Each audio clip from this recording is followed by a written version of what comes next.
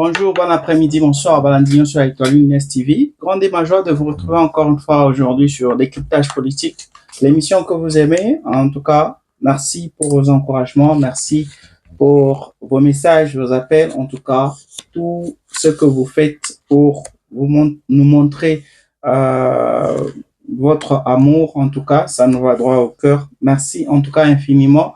Au sommaire de l'actualité d'aujourd'hui, nous allons parler de Jean-Marc Kabound. Jean-Marc Kabound qui a eu à être interviewé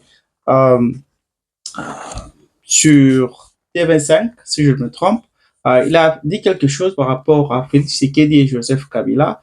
Je vais vous passer de quoi il a été question. Mais avant cela, je tenais d'abord à signaler que il y a la frontière entre la RDC et le Burundi finalement a réouvert. C'était hier que cela s'est passé après 2 mois de fermeture. Vous allez vous rappeler, depuis que Uvira a été tombé au mois de décembre, le Burundi avait décidé de fermer sa frontière parce que c'était pour la sécurité de sa population, parce que vous le savez, le Burundi fait partie des ennemis indirects du Rwanda. Alors, c'était facile pour les M23 d'attaquer le Burundi à partir de l'Est. Donc, ils se devraient de se protéger. Voilà pourquoi ils avaient directement fermé la frontière. Après, d'abord, le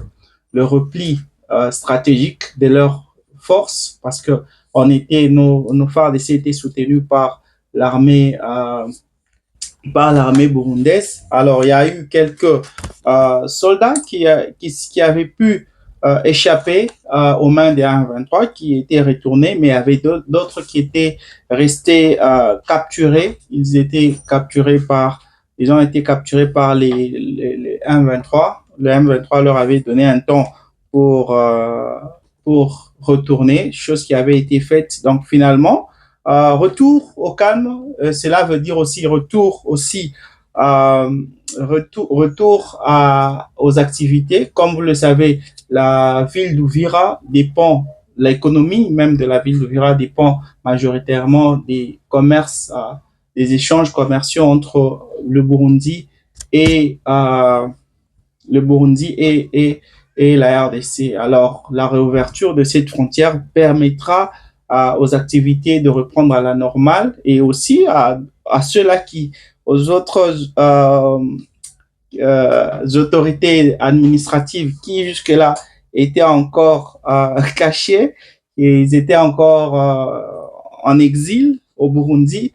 Ça va leur permettre de retourner en RDC. Alors, bon retour, chers, je ne sais pas, députés, parlementaires, maires de la ville, les autorités que la population a choisies pour prendre soin d'elles. Ce sont ces autorités-là qui avaient fui. Et même après le retrait des M23, ces autorités avaient tellement peur et ne voulaient pas retourner. Alors, on n'était pas sûr. Mais dans l'entretemps, on laisse la pauvre population dans l'impasse, parce que là, on ne savait pas quoi faire.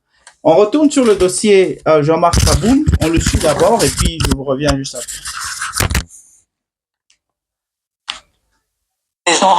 Joseph Kabila, justement. Je crois que le problème n'est pas à ce niveau. Il y a beaucoup de manipulation dans ce qui s'est dit au Congo. Et souvent, je crois que c'est un discours qui vise tout simplement à masquer le vrai problème, à manipuler l'opinion. Et moi, je ne suis pas dans ces débats. Si Tshisekedi ou le camp Tshisekedi a des comptes à régler à Joseph Kabila, qu'il se règle ses comptes entre eux. Moi, je n'entre pas dans ces débats. Donc pour vous, il n'y a pas de rapprochement avec Joseph Kabila? Non, je ne peux pas me justifier là-dessus. Joseph Kabila... c'est un régime que vous avez combattu. Je l'ai combattu, je l'ai dit, je l'ai combattu. Et jusqu'en dernière minute. Madame, souvenez-vous que c'est moi qui ai mis fin à la coalition entre Joseph Kabila et Félix Tshisekedi. Donc je ne veux pas entrer dans ces débats parce que je trouve que c'est un débat qui n'avance pas le Congo. Est-ce qu'une réconciliation avec le président Tshisekedi est possible aujourd'hui? Non, le problème ne se situe pas entre nos deux personnes. Je l'ai dit, je l'ai bien dit. Le problème, il se situe au niveau de la gouvernance. Nous parlons du Congo, nous parlons de l'avenir du Congo. Notre peuple, tout l'enjeu se trouve là-dedans. Ce n'est pas un problème entre Kaboun et Félix Tshisekedi. Je crois personnellement que tant que la gouvernance n'aura pas changé, Tshisekedi n'aura pas compris que la bonne gouvernance reste la règle et qu'il doit diriger ces pays démocratiquement, je vois mal comment est-ce que je vais me rapprocher de lui. Jean-Marc Akaboun, merci. Merci. Je rappelle que vous dirigez la plateforme d'opposition à la coalition de la gauche congolaise. Vous avez été ancien premier vice-président de l'Assemblée nationale, ancien leader du parti présidentiel UDPS. Merci beaucoup, madame. On recommence. Mais alors, qu'est-ce que vous répondez à vos anciens alliés de la coalition de la gauche congolaise qui vous accusent de vous être rapprochés de l'ancien président Joseph Kabila, justement? Je crois que le problème n'est pas à ce niveau. Il y a beaucoup de manipulation dans ce qui s'est dit au Congo. Souvent, je crois que c'est un discours qui vise tout simplement à masquer le vrai problème, à manipuler l'opinion. Et moi, je ne suis pas dans ces débats. Si Tshisekedi ou le camp Tshisekedi a des comptes à régler à Joseph Kabila, qu'il se règle ses comptes entre eux. Moi, je n'entre pas dans ces débats. Donc pour vous, il n'y a pas de rapprochement avec Joseph Kabila? Non, je ne peux pas me justifier là-dessus. Joseph Kabila... c'est un régime que vous avez combattu. Je l'ai combattu, je l'ai dit, je l'ai combattu. Et jusqu'en dernière minute. Madame, souvenez-vous que c'est moi qui ai mis fin à la coalition entre Joseph Kabila et Félix Tshisekedi. Donc je ne veux pas entrer dans ces débats parce que je trouve que c'est un débat qui n'avance pas le Congo. Est-ce qu'une réconciliation avec le président Tshisekedi est possible aujourd'hui? Non, le problème ne se situe pas entre nos deux personnes. Je l'ai dit, je l'ai bien dit. Le problème, il se situe au niveau de la gouvernance. Nous parlons du Congo, nous parlons de l'avenir du Congo. Notre peuple, tout l'enjeu se trouve là-dedans. Ce n'est pas un problème entre Kaboun et Félix Tshisekedi. Je crois personnellement que tant que la gouvernance n'aura pas changé, Tshisekedi n'aura pas compris que la bonne gouvernance reste la règle et qu'il doit diriger ces pays démocratiquement, je vois mal comment est-ce que je vais me rapprocher de lui. Jean-Marc Akaboun, merci. Merci. Je rappelle que vous dirigez la plateforme d'opposition à la coalition de la gauche congolaise. Vous avez été ancien premier vice-président de l'Assemblée nationale, ancien leader du parti présidentiel UDPS. Merci beaucoup, madame. Voilà. J'espère qu'on a tous suivi ça. Vous savez, dans la vie, ce n'est qu'au Congo qu'on voit cela. Dans les autres grands pays développés, on voit très rarement des gens changer d'un camp à l'autre. Par exemple, aux États-Unis, les démocrates, quelqu'un qui était démocrate, du coup, parce qu'il n'est pas content de la personne qui représente les démocrates, il change, il devient républicain. En France, quelqu'un qui était de la gauche, parce qu'il n'est pas content avec la personne qui représente le parti, qui est à la tête du pouvoir, il devient de la droite. En tout cas, ce sont des cas qui sont très rares. Parce que quand on crée un parti politique, vous devez avoir une même vision et les membres qui adhèrent au parti doivent aussi se soumettre à cela, à la vision, parce que vous ne pouvez pas joindre un parti politique et vous ne savez pas la vision de ce parti, ou bien vous n'êtes pas d'accord avec la vision même de ce parti politique. Parce que ça n'a pas de sens. Parce que vous êtes appelés, tous les membres de chaque parti politique sont appelés à défendre la vision de leur parti politique. C'est ça même qui donne la force d'un parti politique. Mais au Congo, c'est pas le cas. Vous allez voir quelqu'un commencer aujourd'hui, quelqu'un qui est venu de nulle part, on lui donne un poste dans un parti politique, il devient quelqu'un. Il devient quelqu'un après, quand il voit que maintenant, il a une renommée, ok, il change maintenant, il devient de l'opposition. C'est monsieur ici Jean-Marc Kaboun. C'est monsieur Jean-Marc Kaboun. C'est Félix Tshisekedi qui a fait de lui ce qu'il est. Il a été député national depuis 2019, du temps de Félix Tshisekedi. Il a été vice-président de l'Assemblée nationale. Il était un pilier même de l'UDPS. Mais tout d'un coup, en 2022, le février, moi j'aime bien appeler ce monsieur Février, parce que tout ce qu'il fait, on dirait les grands événements, il les fait au mois de février, parce que bien sûr, il est né au mois de février. Alors, au mois de février 2022, il décide de quitter la majorité présidentielle pour créer un mouvement de rebelles. Il a créé son parti politique, qui était un parti indépendant. C'était un parti de l'opposition, mais qui était indépendant. C'est-à-dire qu'il n'était pas proche de Joseph Kabila. C'était juste un parti politique de l'opposition qu'il a créé, Alliance pour le changement. Alors, à peine avoir créé cela, il a tenu de propos injurieux envers le président de la République, ce qui lui avait valu 7 ans de prison, parce qu'il était passé par la justice. On lui a on lui a sommé, bon, c'était ça même la sentence, 7 ans de prison. À partir, cette sentence avait été prononcée au mois de septembre 2023. Mais comme la justice congolaise aussi, je ne sais pas si c'est une justice qui est instrumentalisée, parce que comment quelqu'un qui a écopé de 7 ans de prison, selon la justice congolaise, mais la personne a été libérée le 2, qu'est-ce que je dis là, au mois de février 2025, l'année passée, que le monsieur a été libéré. Donc, il n'a même pas fait 2 ans en prison. Lui qui est copé de 7 ans. Février, il est libéré. C'est là qu'il a maintenant manifesté son appartenance. Il a commencé à parler un peu de bien de Joseph Kabila, mais jusque-là, la seule fois qu'il a pu montrer qu'il était un peu du côté de Joseph Kabila, c'était, vous allez vous rappeler, l'année passée, quand Joseph Kabila avait écopé de la sentence de la peine de mort, quand il était condamné pour haute trahison. Il était, lui, Jean-Marc Abound, le président sud-africain Ramaphosa, et l'autre là, c'est qui encore, Nganambwa, c'est qui encore son nom, Nangangwa. Les 3 personnes avaient décrié la justice, la décision de la haute cour militaire, disant que c'était le juger en tant que la sentence qu'il avait écopée était injuste, parce qu'on ne pouvait pas juger Kabila comme étant dire qu'il a trahi le pays, c'était trop dur comme chef d'accusation. Bien sûr, il était accusé pour d'autres chefs aussi, chefs d'accusation, mais la raison principale qu'il a écopé de cette sentence de mort, c'est parce que Joseph Kabila, il était accusé pour trahison. Il a trahi les Congolais avec tout ce qui se passe à l'est du pays. Alors, il était de ces personnes qui avaient décrit cela. Mais un peu comme Martin Fayulu, je ne cesse de le dire, Martin Fayulu, jusque-là, de la manière dont il fait sa politique, c'est difficile de savoir si Martin Fayulu est de Joseph Kabila ou Martin Fayulu est juste un opposant indépendant.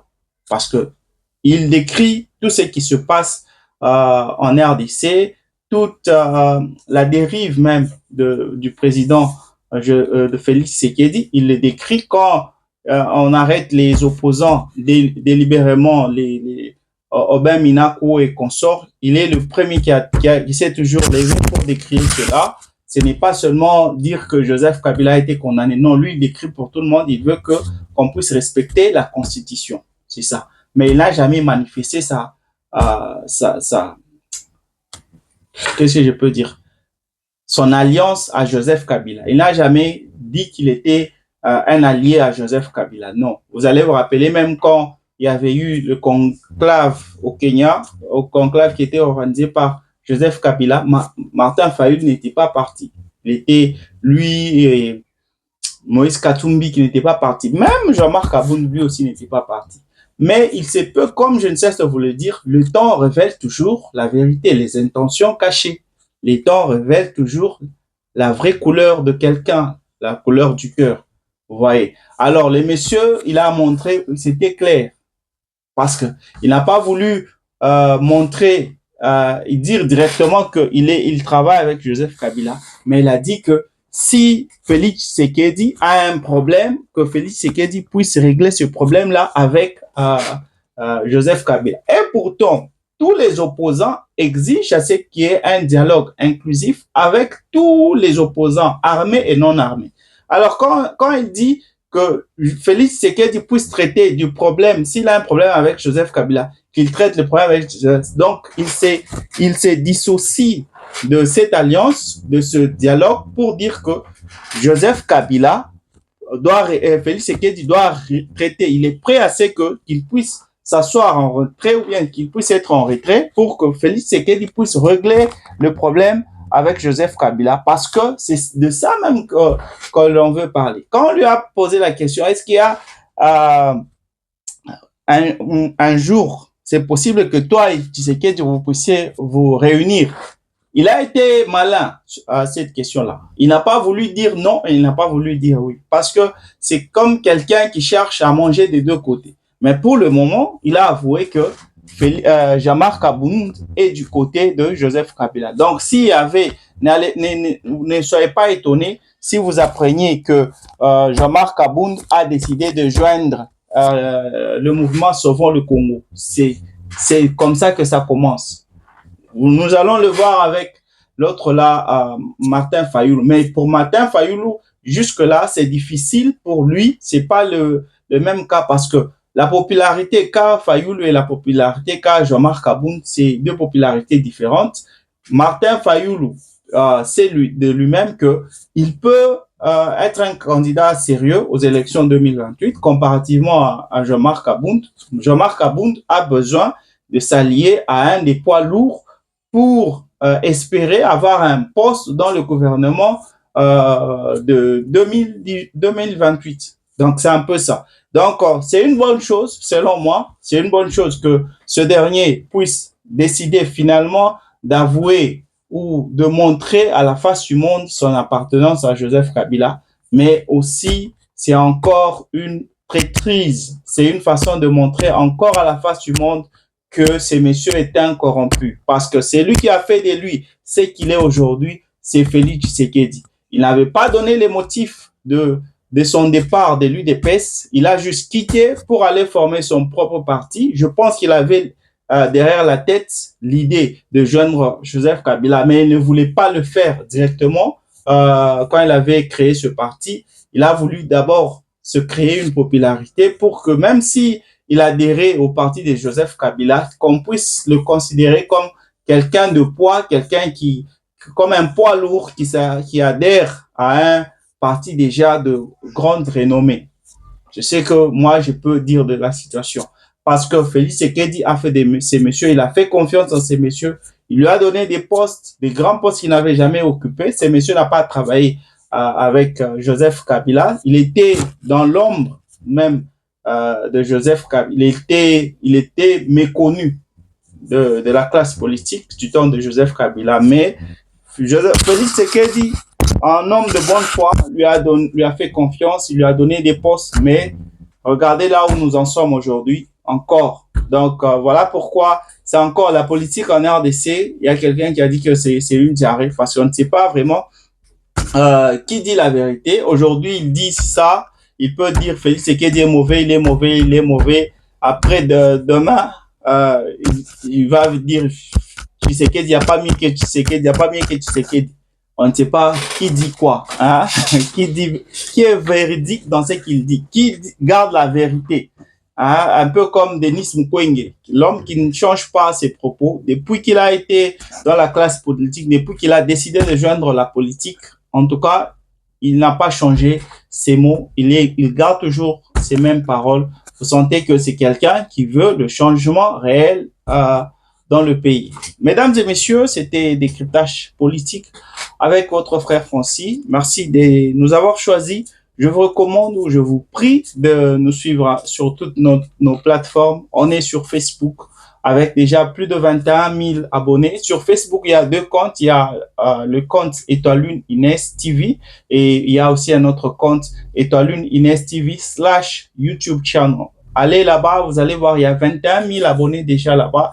Allez nous suivre là-bas pour ne rien rater. Allez sur TikTok. Sur TikTok, on a juste à peine 2 semaines qu'on est là, mais on est déjà à 5 000 abonnés, c'est-à-dire les gens apprécient ce qu'on fait. Allez aussi vous abonner là-bas. Il y a des informations qu'on vous passe qu'en exclusivité sur TikTok et il y a d'autres qu'on ne vous passe que sur YouTube. Sur YouTube, c'est encore plus mieux, c'est plus détaillé, si je peux le dire comme ça, parce qu'on a quand même beaucoup de temps à parler sur YouTube que sur TikTok. Sur TikTok, c'est à peine 10 minutes et on doit laisser parce que on n'a pas cette option-là de faire plus que ça.